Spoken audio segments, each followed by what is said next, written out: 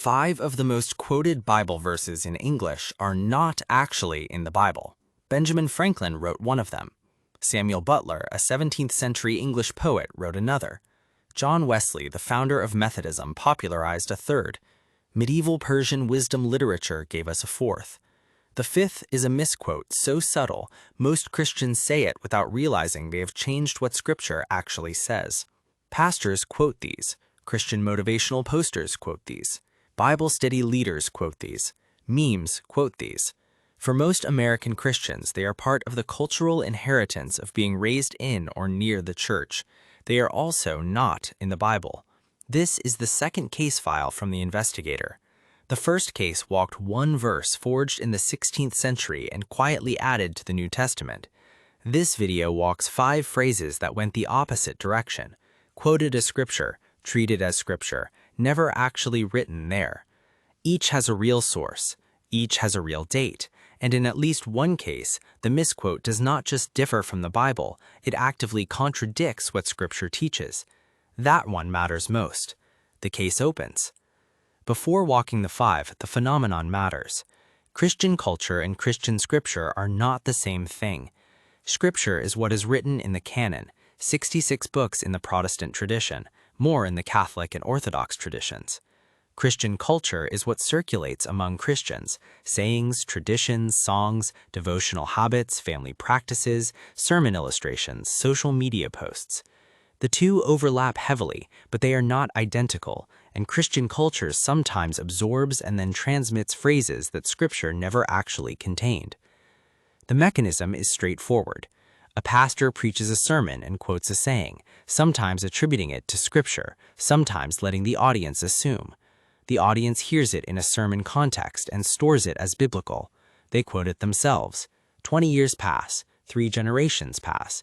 The saying becomes part of the inherited stock of Christian wisdom. By the time anyone goes back to look, the original source has been forgotten, and the phrase has migrated into the canon by social osmosis. For most of these phrases, the migration is harmless.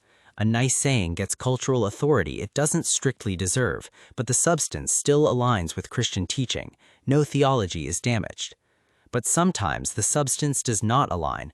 Sometimes the saying that has been quoted as Scripture actually contradicts what Scripture teaches, and Christians have been quoting against their own doctrine without realizing it.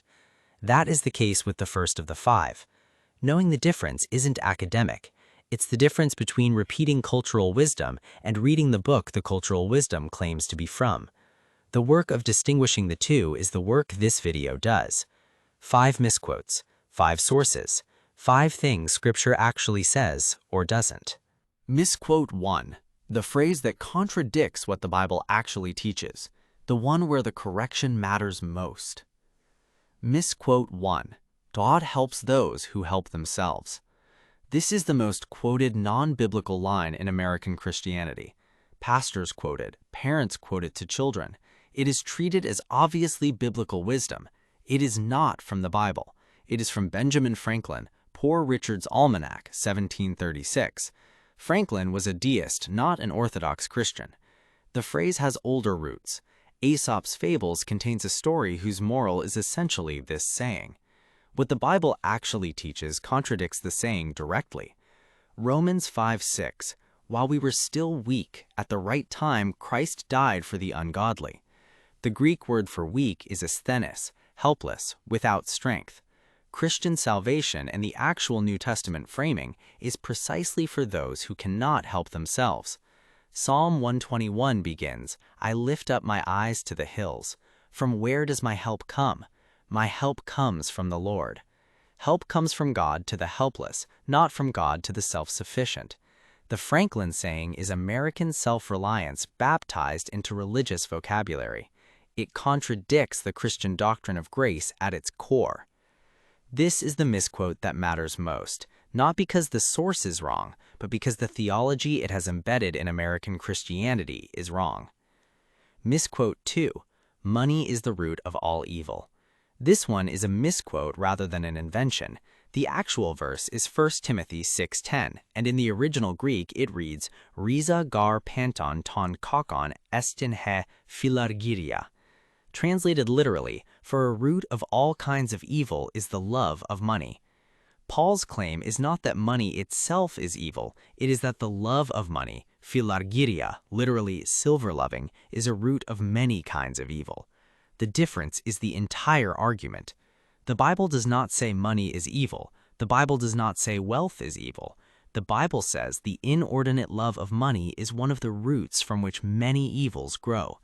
A Christian banker, a Christian business owner, a Christian saving for retirement is not condemned by this verse. A Christian whose love for money has crowded out love for God or neighbor is. The misquote removes the critical word, love, and turns a precise diagnosis into a sweeping condemnation. Most Christians who quote the misquote unconsciously agree with the actual verse when they think about it. The misquote does not match what they actually believe. It just sounds biblical because they've heard it for years. Misquote 3, spare the rod, spoil the child. This phrase does not appear in any English Bible. It is from Samuel Butler's 1664 satirical poem Hudibras, where it appears in mock heroic verse referring to a courtship beating. Butler was a satirist. The line was not religious counsel. It was in context a joke about an awkward romance. The closest biblical passage is Proverbs 13:24. Whoever spares the rod hates his son, but he who loves him is diligent to discipline him. The biblical proverb is about consistent parental discipline, not the catchy English rhyme that Butler invented. The substantive theology of parental responsibility in Proverbs is something most Christians can affirm. The specific English saying, treated as biblical, is from a 17th century comic poem about courtship. The two are not identical. What the cultural osmosis pattern reveals about how Christians actually learn Scripture is the question two more misquotes complete. Misquote 4. Cleanliness is next to godliness. Popularized in English by John Wesley in a 1791 sermon titled On Dress. Some Wesleyan scholars trace it further back to Talmudic sources, but it does not appear in any biblical text in any tradition. Scripture has nothing to say about cleanliness as a moral principle. The Old Testament purity laws have their own logic, but do not produce this aphorism. The New Testament explicitly relativizes external purity. Matthew 23:25-26, Jesus criticizing the Pharisees for cleaning the outside of the cup while the inside is full of greed. Misquote 5. This too shall pass. Often attributed to King Solomon and vaguely associated with Ecclesiastes.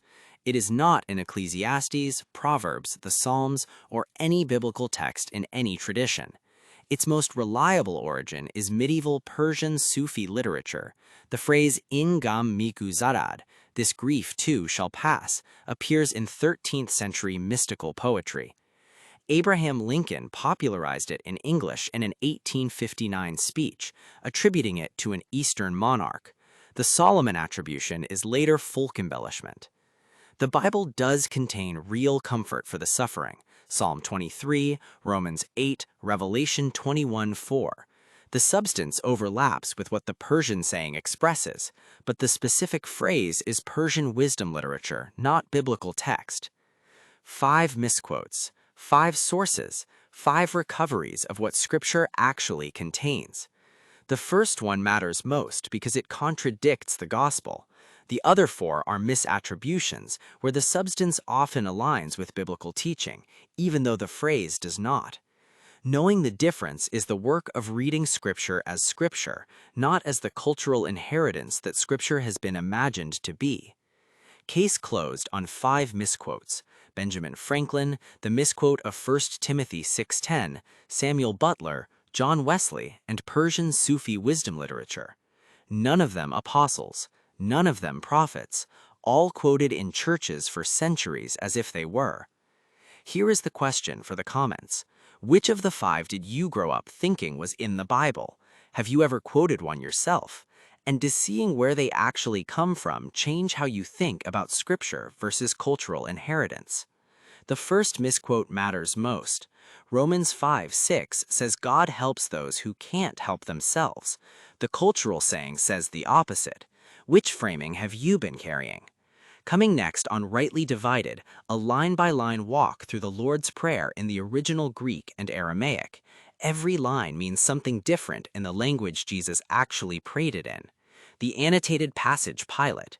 If you have not seen the prior video on the verse forged in the 16th century, watch that first.